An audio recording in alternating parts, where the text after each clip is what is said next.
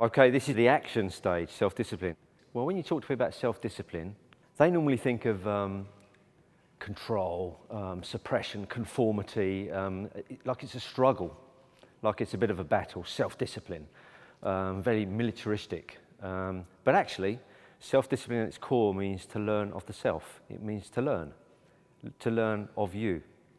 This is what I said about setting the environment where you can thrive. So there's nothing conformity about it. In fact, without self-discipline, you are controlled.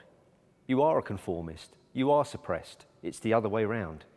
People have got it wrong, okay? I've met many friends of mine that have said that, like they haven't got self-discipline, they couldn't do what I do and what you guys are doing, because they don't like to feel that they're controlled, but yet they're eating all the foods that the TV tells them to. They're overweight. They're reading and watching stuff that is just warping their own mindset. So they are suppressed. They are conforming. Those subtle signals we get every day from the newspapers, the TV, they are conforming. It's the self-discipline is freedom. It's that first stage of setting yourself free, because you're now putting yourself in control of the game. Okay, you're creating your environment. So self-discipline is not just about eating right, training right, meditating and creating a really strong environment for your body, but it's also about setting in place an action of what you want to do with your life. Whatever you have the desire to do, whatever vision you have, follow it, step on the path. You don't have to wait until you have this self-development first and then I can do what I want. No, you practice self-development while you're on the path. So you choose your vision, something you've always wanted to do. You choose it and you pursue it, okay? And you do all this stuff whilst you're doing it, and it'll keep you upright, it will keep you going. So self-discipline is so important for setting your environment that's unique to you, okay? So that you may thrive and tap into your pure potential. So it's very much connected to being free. Because if we look at the physical training, we're training to become something by it, okay? This is this is the Eastern idea of physical exercise. Training to become something by it. How we train will leave a psychological imprint. It will leave us, for the rest of your life, it will leave a psychological imprint. So we have to choose carefully what we're going to do. And it's going to make you excel at what you want to do. So at the moment, what we've got is the outside-in approach in the West, where they say, if I change my physical look and I give myself big muscles, maybe take some steroids, I will get courage and confidence. It doesn't work like that. You can't do it from the outside in. You have to exercise to become something by it.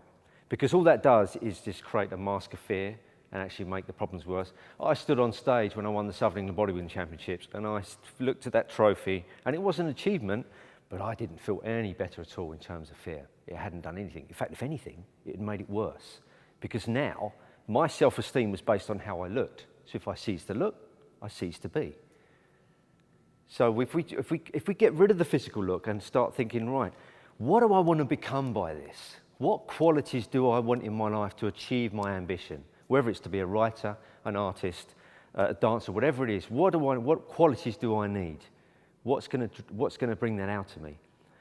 So the physical look becomes a nice side benefit. That takes care of itself. But we can focus on what's going to make me mentally strong.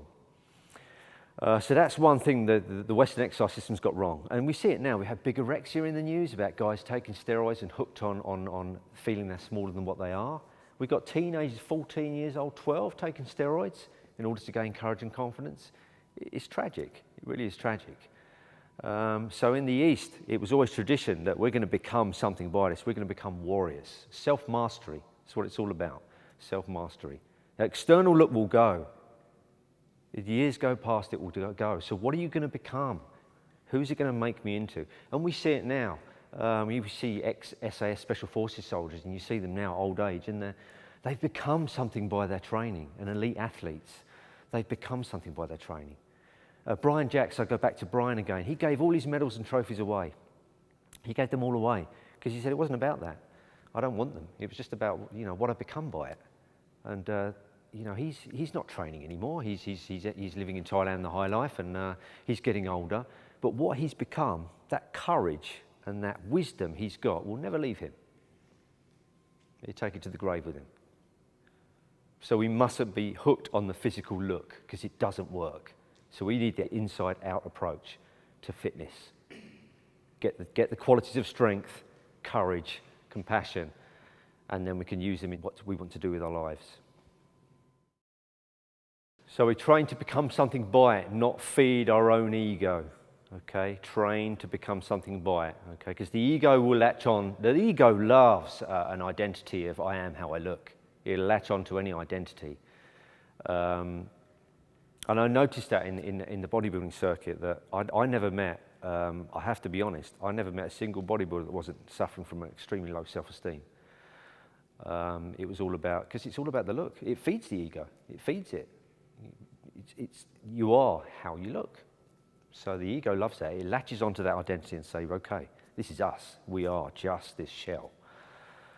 I'm not saying that there isn't some good that comes out of it. I think the nutrition bodybuilders followed was way ahead of any athlete. I mean, decades ago, they were doing things in nutrition that even world-class athletes hadn't even gotten onto. But the mindset behind it, I don't like, and I don't think it's healthy. And we can do better.